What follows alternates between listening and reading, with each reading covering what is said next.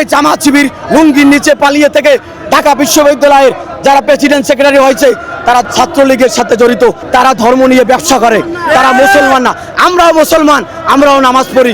এই যাত্রা আমাদের ততদিন পর্যন্ত চলবে যতদিন পর্যন্ত এই জামাত শিবির রাজাকার আর এনসিবিদের কিছু দালাল তাদের মুক্ত না করতে পারবে ইনশাল্লাহ।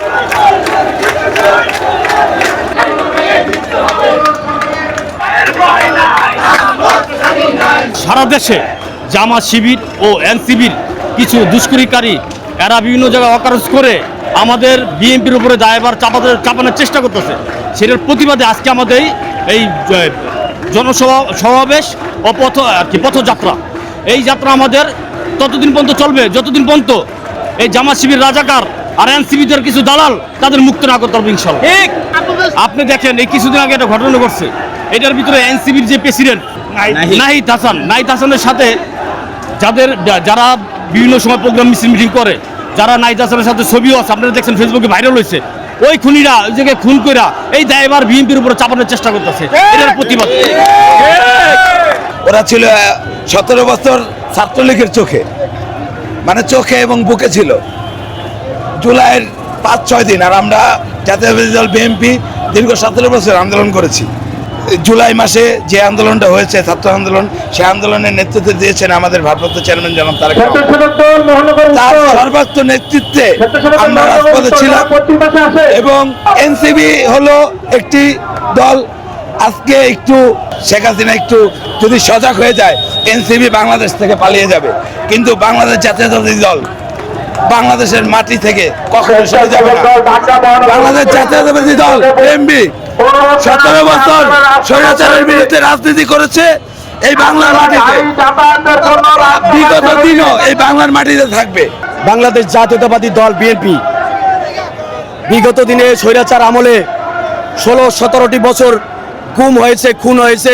এই স্বৈরাচার শেখ হাসিনা আমাদের উপরে স্টিম রোলার চালিয়েছে, আমাদেরকে কিছু দমন করতে পারেনি।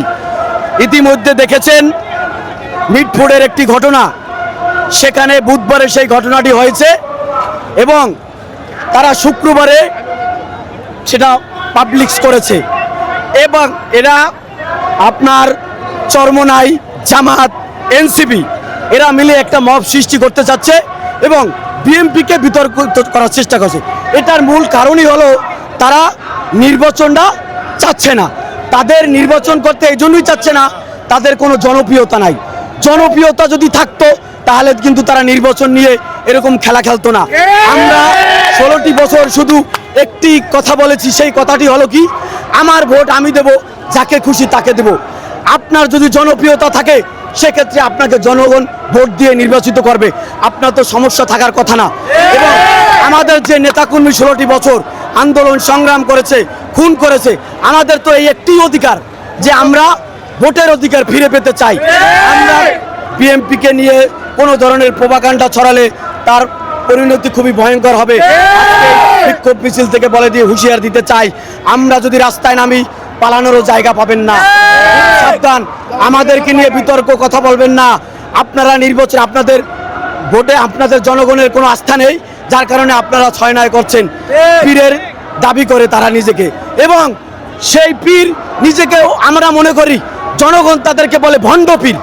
সে পাবলিক প্লেসে যদি বলে যদি ভোট দেন চরমোনাইকে, ভোটটা পাবে আল্লাহর নবী, আর যদি ভোট না দেয় তাহলে হবে কবিরা গুনাহ। এই ধরনের প্রোপাগান্ডা যারা ছড়াচ্ছে তারা ধর্ম নিয়ে ব্যবসা করে, তারা মুসলমান না। আমরাও মুসলমান, আমরাও নামাজ পড়ি। সো ধর্ম নিয়ে বাড়াবাড়ি এই বাংলাদেশে চলবে না। দ্বিতীয়ত কথা হচ্ছে এই জামাত শিবির লুঙ্গির নিচে পালিয়ে থেকে ঢাকা বিশ্ববিদ্যালয়ের যারা প্রেসিডেন্ট সেক্রেটারি হয়েছে তারা ছাত্রলীগের সাথে জড়িত, তারা ছাত্রলীগের কমিটিতে ছিল। আজকে তারা বলতেছে আমরা জামাত শিবির করি। এটা আসলে আমাদের কষ্টকর। জুলাই আন্দোলন, আমরা রাজপথে আন্দোলন সংগ্রাম করেছি, রক্ত জড়িয়েছি রাজপথে, আমাদের শত শত নেতাকর্মী খুন হয়েছে, গুম হয়েছে, আমরা রাজপথ থেকে সরে যাইনি। আজকে তারা বিভিন্নভাবে ক্রেডিট নিতে চাচ্ছে। এই বাংলাদেশ থেকে বিএনপিকে নিয়ে যারাই কথা বলেছে তারাই এই দেশ থেকে তাড়িয়ে ইন্ডিয়াতে গিয়ে পালিয়ে আছে এখনো। আমরা চাই না আপনাদের পরিণতি কিন্তু সেই আকারেই হবে। সাবধান, পল্টন থানা আমরা স্বেচ্ছাসেবক দল রাজপথে অতীতও ছিলাম, আজই থাকবো ইনশাআল্লাহ।